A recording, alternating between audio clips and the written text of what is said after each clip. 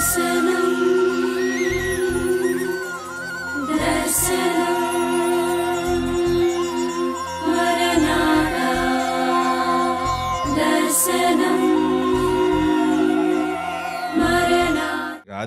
19వ అధ్యాయము 15వ వచనం నుంచి 26 వరకు చూస్తే అప్పుడు అతని మీద యెహోవా కనికరపడుట వలన ఆ మనుషులు అతని చేతిని, అతని భార్య చేతిని, అతని 2 కుమార్తెల చేతులను పట్టుకుని వెలుపలకు తీసుకుని వచ్చి ఆ ఊరి బయట నుంచిరి. ఆ దూతలు వారిని వెలుపలకు తీసుకుని వచ్చిన తరువాత ఆయన, నీ ప్రాణమును దక్కించుకొనున్నట్లు పారిపోము, నీ వెనుక చూడకము, ఈ మైదానములో ఎక్కడనూ నిలువక నీవు నశించిపోకుండా ఆ పర్వతమునకు పారిపోమ్మని చెప్పగా, లోతు, ప్రభువా, అలాగూ కాదు, ఇదిగో నీ కటాక్షము నీ దాసుని మీద వచ్చినది. నా ప్రాణము రక్షించుట వలన నీవు నా ఎడల కనపరిచిన నీ కృపను గణపరిచితివి. సరిపోతాం. దేవుడి మాటలు దీవించునుగాక. చిన్న ప్రార్థన చేసుకుందాం. పరిశుద్ధుడైన మా తండ్రి, కృప కలిగిన మా దేవ, నీకు వందనాలు చెల్లిస్తున్నాం. చదవబడిన లేఖనాల నుంచి ఈరోజు మాకేది అవసరమో, మేము ఏది నేర్చుకోవాలో మాకు నేర్పించండి. నువ్వు మాట్లాడితే మా జీవితాలు బ్రతికించబడతాయి, జీవింపచేయబడతాయి. మీరు మాట్లాడితే మా బ్రతుకులు సరిచేయబడతాయి. మీరు మాట్లాడితే మా బ్రతుకులు దీవెనకరంగా ఉంటాయి. నీ మాటలు మాకు ఆదరణనిస్తాయి. ఈ లోకంలో ఎలా బ్రతకాలో తెలియక అనవసరమైన విషయాలు మా జీవితంలో కల్పించుకుంటూ, లేనివి మీద వేసుకుంటూ ఒక్కొక్కసారి నాయన కుటుంబ జీవితాన్ని, నువ్వు ఇచ్చినటువంటి సంతోషకరమైన కుటుంబ జీవితాన్ని పాడు చేసుకునేటువంటి స్థితిలో, జ్ఞానము లేని స్థితిలో ఉంటూ ఉన్నామేమో తండ్రి. నీ కృపను మాకు ఇచ్చిన ఆయన మాతో మాట్లాడి ఈరోజు మమ్మల్ని బలపరచమని యేసు నామములో అడిగి వేడుకుంటున్నాం తండ్రి. ఆమేన్. అంటే ఇక్కడ మనకి ఈ విషయం అంతా మనకు తెలుసు. లోతు, అతని భార్య, వారు సొదొమ గొమొర్రాలో ఉన్నప్పుడు దేవుడు దాన్ని నాశనం చేయడానికి ఆ రోజు నిశ్చయించుకున్న తర్వాత దేవుని దూతలు వచ్చి లోతును త్వరపెట్టి, లేము, మరి ఈ ఊరు నశించిపోతా ఉంది, ఈ ఊరిని మేము శిక్షించబోతూ ఉన్నాడు దేవుడు. కాబట్టి ఈ ఊరిలోంచి నువ్వును, నీ భార్య, నీ బిడ్డలు, మరి నీ భార్యను, ఎక్కడున్న నీ 2 కుమార్తెను తీసుకుని రమ్మని చెప్పారు. దేవుడికి వ్యతిరేకంగా, దేవునికి అయిష్టముగా ఉన్నటువంటి ఆ సొదొమ గొమొర్రాను దేవుడు నాశనం చేయాలని నిశ్చయించుకున్నాడు. అయితే అక్కడ కొద్దో గొప్ప లోతు దేవుని యందు భయభక్తులు కలిగి ఉండడం వల్ల ఆ కుటుంబం, భార్య, పిల్లలు అక్కడ అందులో ఆ ఊరిలో కలిసిపోయినప్పటికీ, ఆ పద్ధతులకి, ఆ వ్యవహారాలకి, ఆ కట్టుబాటుకి, వాటికి కలిసిపోయినప్పటికీ లోతులో ఉన్నటువంటి కొంత దైవభక్తిని బట్టి అయినా దేవుడు వాళ్ళని బయట విడిపించాలి, వాళ్ళకి హాని కలగకుండా చేసి వాళ్ళు బయటకు వచ్చిన తర్వాతే దాన్ని వాళ్ళకి మాత్రమే చెప్పాడు.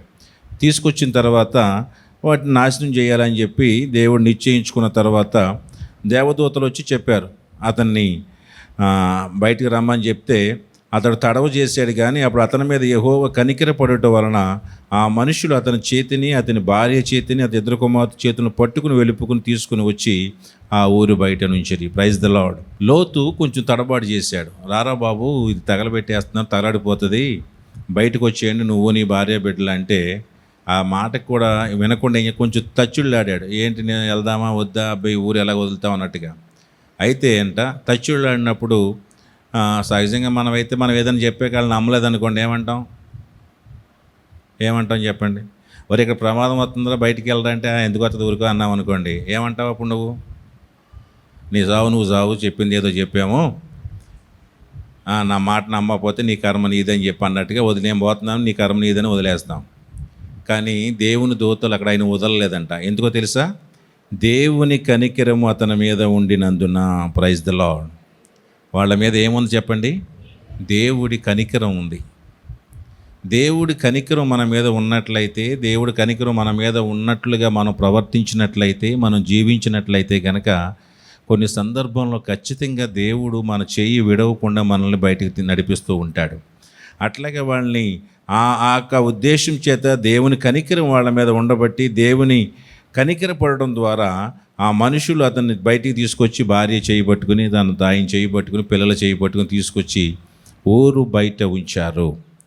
కాబట్టి అలా జరిగిన తర్వాత ఇలా జరుగుతూ ఉంది. వాళ్ళందరూ అన్నీ చెప్పుకుంటూ వచ్చారు. ఆ దూతలు వారిని వెలుపలు తీసుకొచ్చిన తర్వాత ఆయన నీ ప్రాణమును దక్కించుకున్నట్లు పారిపోము, నీ వెనుక చూడకము, ఈ మైదానంలో ఎక్కడనూ నిలవక నీవు నశించిపోకుండా ఆ పర్వతంకు పారిపోమని చెప్పాడు. ఇంకా వెనక్కి తిరిగి చూడొద్దు, చూడకుండా నువ్వు వెళ్ళిపో, ఇక్కడెక్కడ నిలబడకు, ఈ మైదానంలో ఈ దరిదాపులు ఎక్కడ కూడా నువ్వు నిలబడకుండా వెళ్ళిపోమని చెప్పి దూరంగా ఉన్న పర్వతానికి పారిపోమని చెప్పాడు. ఆ పర్వతం దగ్గరికి పారిపో అని చెప్పి అలా ఇక్కడ ఎటు చూడొద్దు, వెనక తిరిగి చూడొద్దు, ఇక్కడ ఎక్కడ కూడా నిలబడొద్దు, చూడొద్దు, నిలబడొద్దు అని చెప్పినప్పుడు ఆ తర్వాత కొన్ని బేరసారాలు జరిగినాయి. అక్కడికి వెళ్ళలేము, ఎక్కడికి వెళ్తాం అంటే ఎక్కడ కాదు, అక్కడికి వెళ్తామని చెప్పి కొన్ని బేరాలు ఆడారు దేవుడితో. ఆ బేరాల వల్ల కూడా ఏం జరిగిందో మనందరికీ తెలుసు. అయితే ఏదేమైనప్పటికీ మొత్తానికి వెళ్ళారు, బేరాలు ఆడారు, బయలుదేరారు. దేవుడు వెనక్కి తిరిగి చూడొద్దు అన్నాడు. వెనక్కి తిరిగి చూడొద్దు అన్న తర్వాత చూడండి అక్కడ 25వ వచనంలో ఆ పట్టణములను, ఆ మైదానం అంతటిని, ఆ పట్టణం నివసించిన వారిని అందరినీ, నేల మొలకలను నాశనం చేసెను. అయితే లోతు భార్య అతని వెనుక నుండి తిరిగి చూచి ఉప్పు స్తంభమాయెను.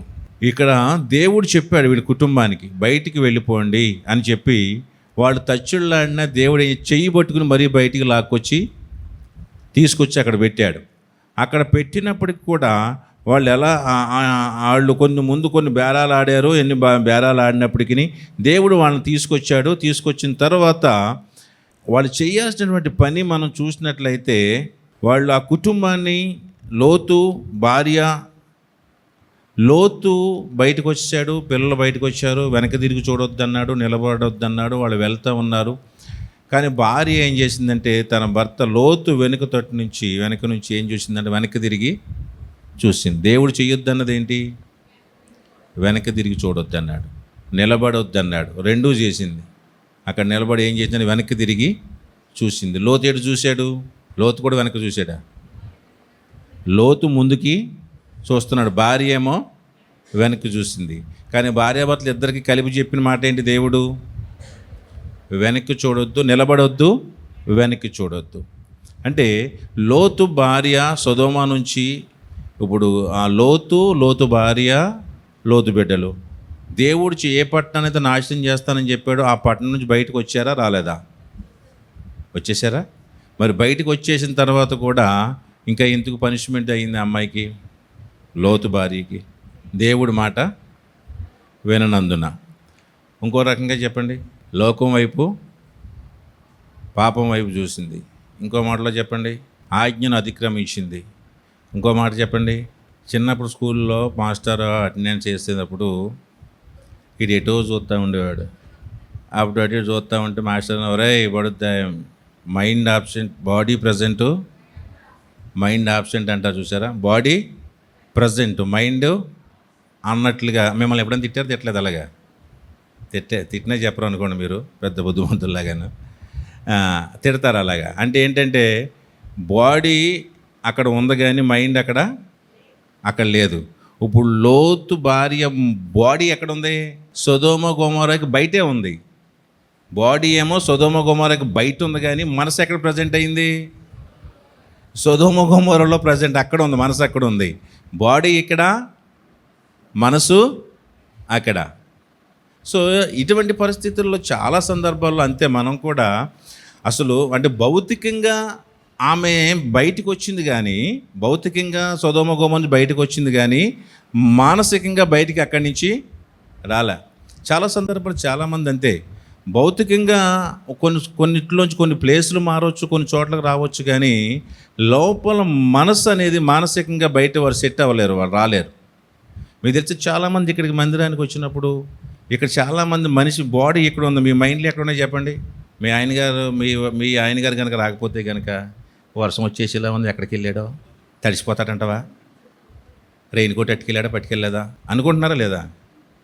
ఉంటారు, గ్యారంటీగా ఉంటారు. ఏదో ఒకటి లేకపోతే ఇంటికాడ మామిడి చెట్టు కాయలు రాలిపోయి అంటవా,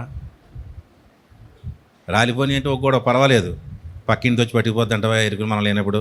ఎంత ఎలా ఉంటుందంటే, ఇప్పుడు మీరు అందరూ ఎక్కడ ఉన్నారు? దేవుడి మందిరంలో. బాడీ దేవుడి మందిరంలో ఉంది, కానీ మైండ్ ఎక్కడ ఉంది మీకు? ఎక్కడెక్కడో ఉంది. సో అట్లాగా ఉంటే అదే అలాగా ఆ లోతు అమ్మగారిది కూడా అలాగే ఉంది. లోతు అమ్మగారు కూడా అలాగే పెట్టి వచ్చింది. అది చాలా ప్రమాదం. మీరు బాడీ ఇక్కడ, మైండ్ ఇంటికాడ పెట్టారంటే ఎంత ప్రమాదం అంటే రెండో ఒక చోటే ఉండాలి. ఎక్కడ పూర్వకాలం మీటింగ్లు పెట్టేవారు కదా ఊళ్ళోనూ. అలాగా పెట్టినప్పుడు ఒక పెద్ద ఆవిడ వచ్చింది, ప్రార్థనకు వచ్చింది అంట. పాపం ప్రార్థనకు వచ్చింది, కూర్చుంది. బాగా ముసలావిడి, పాపం కర్రబోటు మీద వస్తూ ఉంటుంది. అయినా సరే ఓపు పట్టుకుని కర్రబోటు మీద వచ్చి కర్ర పట్టుకుని వచ్చి కాళీజాపు కూర్చుంది. పాపం కాళీజాపు కూర్చుంది. కానీ మనిషి ఇక్కడ కూర్చుని పాస్టర్ గారు వాక్యం చెప్తానే ఉన్నాడు. ఇంటికాడ ఉట్టు మీద పెట్టిన పాలు, పెరుగు, పాలు పిల్లి తాగేస్తుందంటావా, వచ్చేస్తుందంట, ఉట్టు మీద పెట్టాను కానీ అనుకుంటుందంట. ఆలోచిస్తుంది. ఈ ఆలోచిస్తే పొరపాటు నిద్రలోకి వెళ్ళిపోయి పిల్లి వచ్చేసిందంటావా, పిల్లి వచ్చేసిన తాగేస్తుంది. ఈలోపు అది రానే వచ్చేసింది. వచ్చి తాగేస్తామంటే పక్కన ఉన్న కర్ర తీసి లాగి ఒక్కడ కొట్టి చాచేవో పిల్లి, కానీ లాగి ఒక్కడ కొట్టిందండి పిల్లిని. ఎదట ఉన్నవాళ్ళు బుర్ర పగిలిపోయింది. ఎందుకనంటే కళ్ళ అనుకుంది, నిజం అనుకుని కొట్టి ఇంత కళ్ళలో ఉంది. ఎదరుందో పిల్లి కాదు, ఉట్టి కాదు. ఎవరున్నారు? పాపం ఎవరో మీలాంటి అమాయకులు కూర్చున్నారు. బుర్ర పగిలిపోయింది. అలా ఏంటంటే మైండ్ ఎక్కడ ఉంది? ఆ మనిషి ఎక్కడ ఉంది? ఇవిడి మందిరంలో ఉంది, మైండ్ ఏమో ఇంటికాడ పెట్టింది.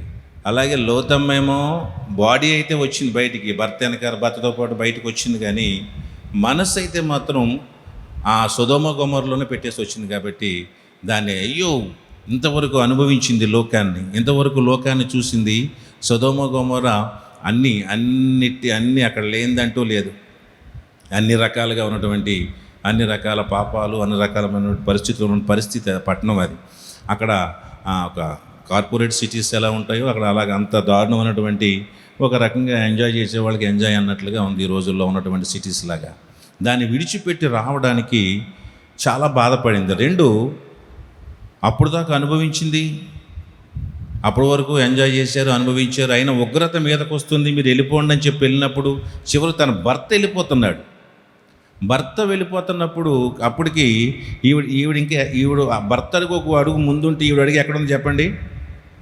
ఒక అడుగు భర్త కంటే వెనక్కే ఉంది. ఆయన వెళ్ళిపోతున్నప్పుడు ఎవరిని చూసి వెళ్ళాలి ముందుకి? భర్త వెళ్ళిపోతున్నప్పుడు భర్తను అనుసరిస్తూ, భర్త అడుగుజాడల్లో వెళుతూ అడుగేసుకుంటూ ముందుకు వెళ్ళిపోవాలి తప్ప, భర్తనేమో ముందుకు వెళ్ళిపోతూ ఉంటే ఈవిడికి వెనకాల పని ఏముంది? వెనక్కి తిరిగి చూడాల్సిన అవసరం ఏముంది? అంటే భర్తని అనుసరించడం అనేది చేత కాలేదు. ఈరోజు చాలామంది భర్త తీసుకున్న నిర్ణయానికి, ఇంట్లో యజమాని తీసుకున్న నిర్ణయాలకి అనుగుణంగా నడుచుకుంటూ, వారి గౌరవాన్ని, వారు తీసుకున్న నిర్ణయాల్ని గౌరవిస్తూ మరి అనుసరించడం రాని వాళ్ళు చాలామంది ఉంటారు.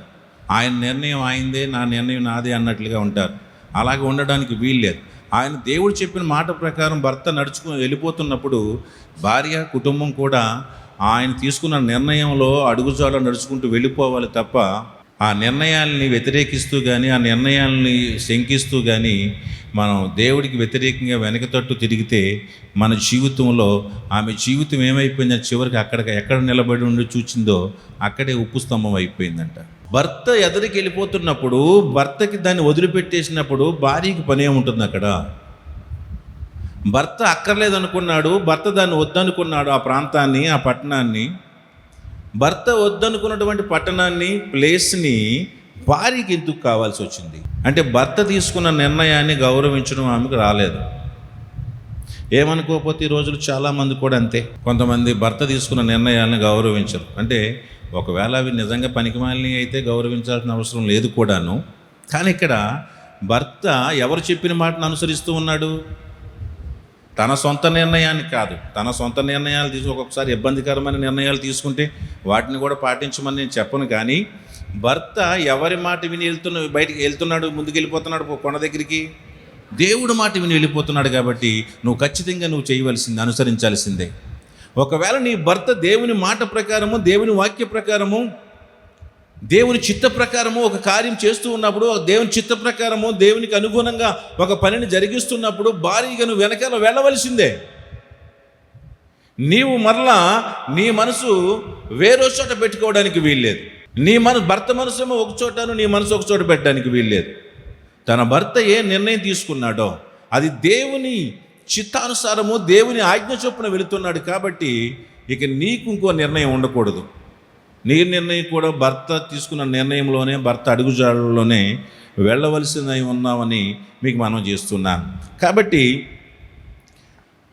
ప్రియమైన దేవుని పిల్లలారా, భర్తను సపోర్ట్ చేయకుండా, ఈ విషయంలో భర్త తీసుకున్న నిర్ణయాన్ని సపోర్ట్ చేయకుండా, చేయకపోవడం ఒకటైతే, దేవుని ఆజ్ఞను పాటించకపోవటం. ఒకటి, భర్త తీసుకున్న నిర్ణయాన్ని సపోర్ట్ చేయలేదు, దేవుని ఆజ్ఞను కూడా పాటించకుండా అటు ప్రపంచంతో ఇటు భర్తతో సగం మనసేమో భర్త వెళ్తున్నట్టుగా అడుగులేమో ఇటువైపు వేస్తూ ఉంది. భర్త వైపు తల ఇటు తిరిగి ఉందంటే సొదొమ, అడుగులు ఎదురుకు పడుతూ ఉన్నాయి, తల ఏమో వెనక్కి తిరిగి చూస్తూ ఉన్నాయి. భర్త వెళుతున్నాడు కాబట్టి అడుగులు అటు పడుతూ ఉన్నాయి, మనసేమో అటు తిరుగుతూ ఉంది. అంటే సగమేమో భర్త వైపును, సగమేమో లోకం వైపు ఉంది. లోకాశలు అనేవి అవి ఎంత ప్రమాదమో, అవి ఎంత నష్టాన్ని తీసుకొస్తాయో, లోకంలో ఉన్నటువంటి ఆశలు అనేవి కొన్ని దేవుడు విడిచిపెట్టమన్నప్పుడు వాటిని మనం విడిచిపెట్టకుండా వాటిని ఇంకా మన హృదయాల్లో కలిగి ఉండటము అవి ఎంత నష్టాన్ని తీసుకొస్తాయో, అటు లోకముతో, అటు ప్రపంచంతో, ఇటు భర్తతో అనుసంధానంగా ఉండటం. అటు వేస్తుంది అడుగులు, కానీ సగమేమో ఇటువైపు లోకం వైపు, లోకాన్ని కూడా పూర్తిగా వదలలేకపోయింది. కాబట్టి దేవుని పిల్లలారా, అలాగ కాకుండా ఉండాలి. భార్యాభర్తలు దేవుని యొక్క మాటపై నమ్మకం కలిగి ఉండాలి. భార్యాభర్తలు ఇద్దరు కూడా దేవుడు ఏదైతే చెప్పాడో అదే మాట మీద భార్యాభర్తలు ఇద్దరు కూడా నమ్మకం కలిగి ఉండాలి. ఆవిడ చేసినటువంటి ఆ నమ్మకం లేకపోవడం వల్ల ప్రపంచము, ధనము, లేకపోతే ఈ లోకము మీద ఉన్న వ్యామోహం చేత మనసు పెట్టడం, మాటను నిర్లక్ష్యం చేసినందువల్ల ఎంత నష్టం జరిగిందో మనకు తెలుసు. ఆ తర్వాత ఈవిడ కూడా వెళ్ళుంటే అక్కడ జరిగినటువంటి కొన్ని అనర్థాలు జరగకుండా ఉండేవేమో. ఈవిడ కనుక భర్త తీసుకున్న నిర్ణయానికి కట్టుబడి ఉండి భర్త వెనకాల వెళ్ళుంటే అక్కడ జరిగిన ఒక ఘోరమైన సంఘటన జరగకుండా ఉండేదేమో. అది మీ అందరికీ తెలుసు. ఆ కొండకు వెళ్ళిన తర్వాత ఆ తండ్రి మత్తుగా ఉన్నప్పుడు తమకు మరి పిల్లలు లేకుండా ఉంటారేమో అని చెప్పి తన కుమార్తెలు తన తండ్రితోనే కలిసి ఉన్నట్లటువంటి సందర్భాన్ని మనం చూస్తూ ఉన్నాం. నిజంగా తల్లి వెళ్ళుండుంటే అక్కడ జరిగి ఉండేదంటారా? తల్లి కూడా వెళ్ళుండుంటే, వెనక తిరిగి చూడకుండా లోతుతో పాటు వెళ్ళిపోయి ఉంటే అక్కడ జరిగినటువంటి అనర్థం జరుగుతుందంటారా? చివరికి ఎంత అప్రదిష్ట పాలైనట్లుగా ఉంది. దేవుడు గొప్ప అవకాశాన్ని ఇచ్చాడు, దేవుడు గొప్ప దీవెని ఇచ్చాడు, వాళ్ళు గొప్పగా తప్పించాడు. నశించిపోకుండా అందులో ఉండి వాళ్ళు ఆ మంటల్లో ఉండి కాలిపోకుండా వాళ్ళిద్దరిని తప్పించి దేవుడు చక్కగా అందంగా బయటికి వెళ్ళేటువంటి ఎంత కృపను చూపించాడు దేవుడి మీద.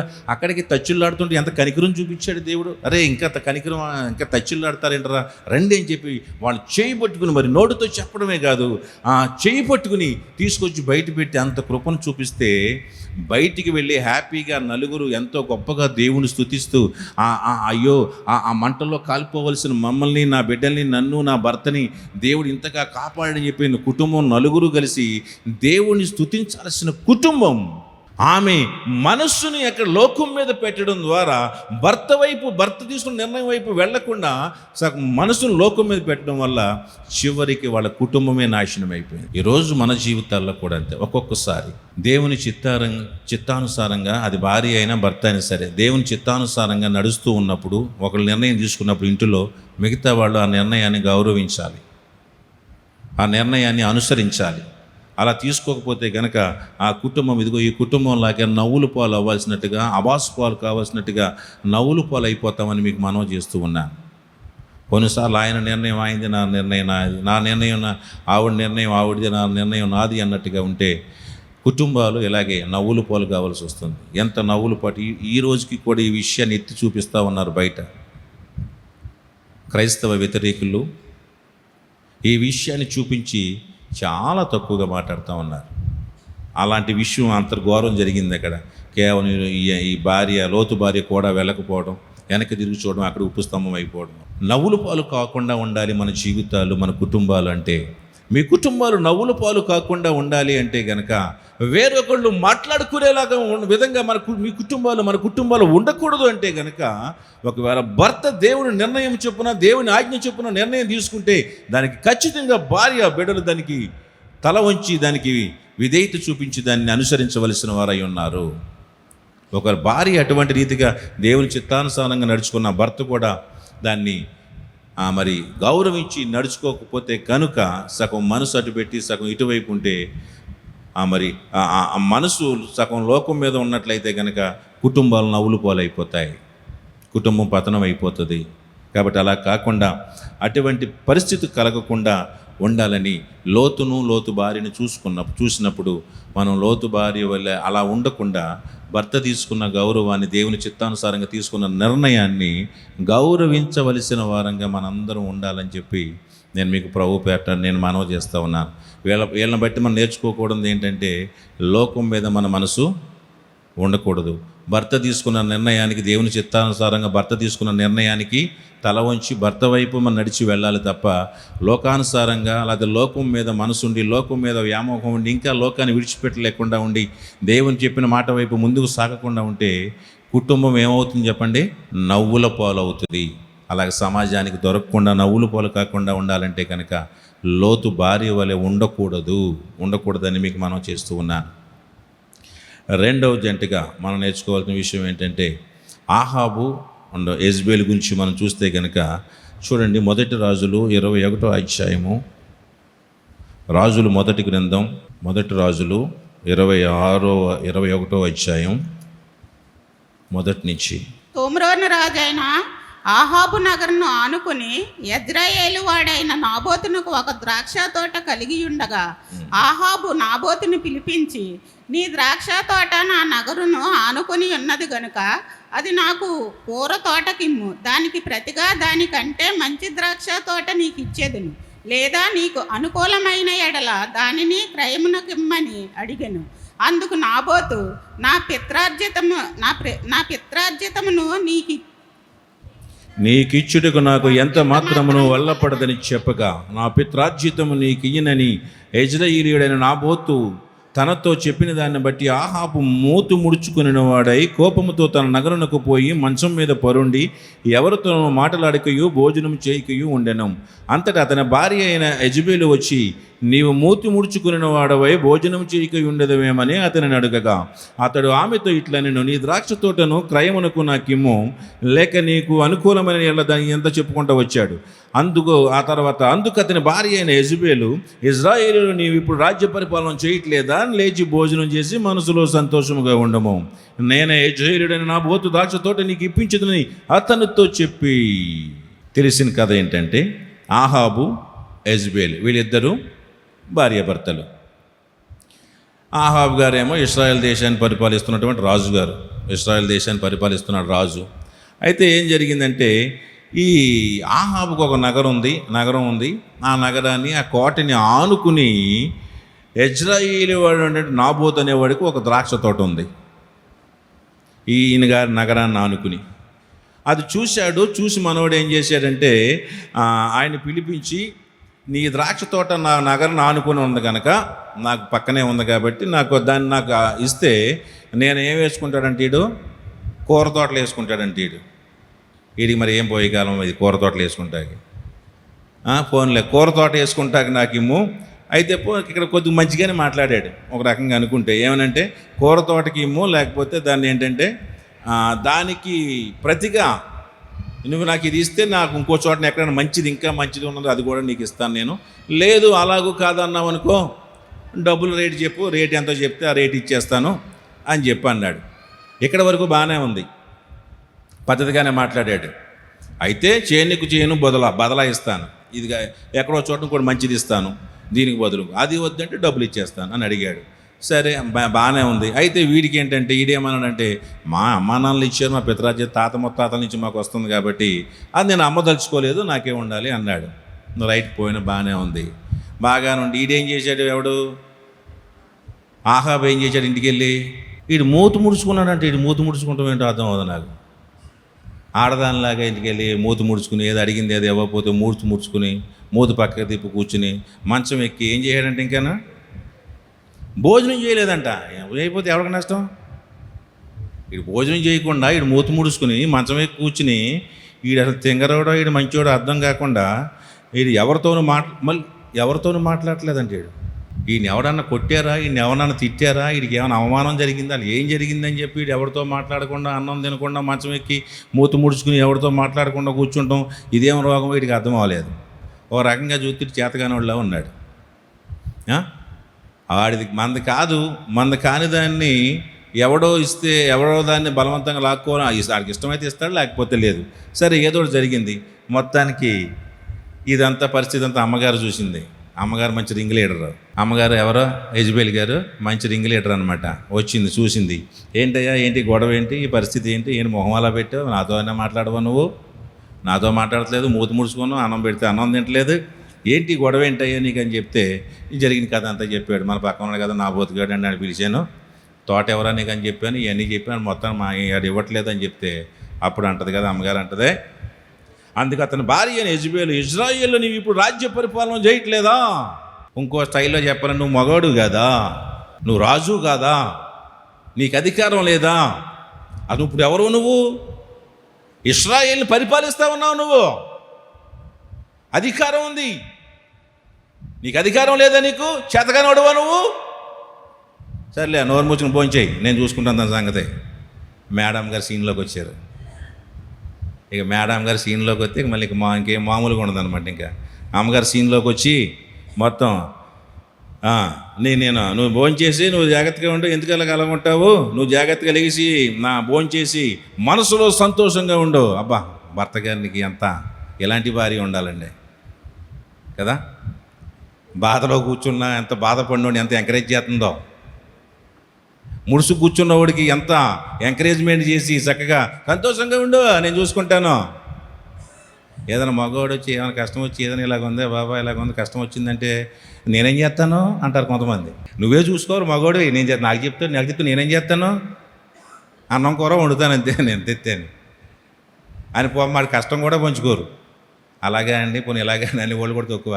నాకేం తెలిసి నాకెందుకు చెప్పు, మరి పైగా నాకెందుకు చెప్తున్నారు, మరి నువ్వు చేస్తావని.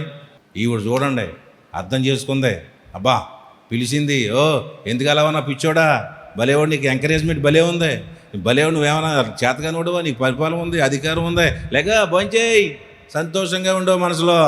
అబ్బా ఎప్పుడేం చెప్పారా మీ ఆయన గారికి దిగాలుగా ఉంటేలాగా, నేను చూసుకుంటానంతా సంతోషంగా ఉండండి అన్నారా? రైట్, ఆట అంటది కదా సంతోషంగా ఉండమని చెప్పి అంటది కదా. ఆయన నేను పిలిపిస్తాను, ద్రాక్ష తోట నీకు ఇప్పిస్తాను అని చెప్పేసి అబ్బా ప్రామిస్ వాగ్దానం కూడా చేసేసింది అలా ఆయన గారికి, నేను నీకు ఇప్పిస్తాను అని పిలిపించి మాట్లాడి నేను నీకు ఇప్పించేస్తాను, కన్ఫర్మ్ చేసేసింది అంతే, నీకు ఇచ్చేస్తానని చెప్పి. అబ్బా ఇలాగ భార్య ఉంటే కదా సంతోషంగా ఉండేది. మనం చేయలేని వాటిని కూడా చక్కగా మీకు ఎందుకంటే ఆ పని నేను చూసుకుంటానని చెప్పి వాగ్దానం చేసేవాళ్ళు ఉంటే ఎంత హాయిగా ఉంటుందో కదా. పోన్లే, చివరికి ఆడి పేరు మీద ఒకటి రాయించింది, అతని ముద్రతో రాయించి అతని ముద్రతో ముద్రించింది. ఆ తాకీదు నాబోదు నివాసం చేస్తున్న పట్టణ పెద్దలకును సామంతులకును పంపింది. ఆ తాకీదులో వ్రాయించినది ఏమనగా, ఉపవాస దినమును జరగవాలని మీరు సాటించిన నాబోతును జనుల ఎదుట నిలవబెట్టి నీవు దేవుని రాజును దూషించితివని అతని మీద సాక్ష్యం పలుకుటకు పనికిమాలని ఇద్దరు మనుషులను సిద్ధపరచుడి, తీర్పు అయిన మీదట అతను బయటికి తీసుకుని పోయి రాళ్లతో సావగొట్టుడి. ఎంత క్రూరత్వమైన ఆలోచన అంటే, మొత్తం రాయించింది, పేపర్ రాయించింది, తాకీదు రాయించింది, ఉన్న అధికారాన్ని ఉపయోగించుకుంది, తన భర్త పేరు మీద వచ్చినటువంటి ఆ రాజరికాన్ని, రాణిగారిలాగా ఉన్న అధికారాన్ని ఉపయోగించుకుని దాంట్లో ఉపవాస దినము జరగవలనని మీరు చాటించి నాబోతును జనుల ఎదుట నిలవబెట్టి నీవు దేవుని రాజును దూషించితువని అతని మీద అబద్ధం చెప్పడానికి ఇతర పనికిమాలిన దొంగ సాక్షులను పెట్టించి చివరికి అతను తీసుకెళ్ళి రాళ్లతో సావగొట్టించి ఆ పొలాన్ని స్వాధీనం చేసుకున్నట్టుగా మనం చూస్తూ ఉన్నాం.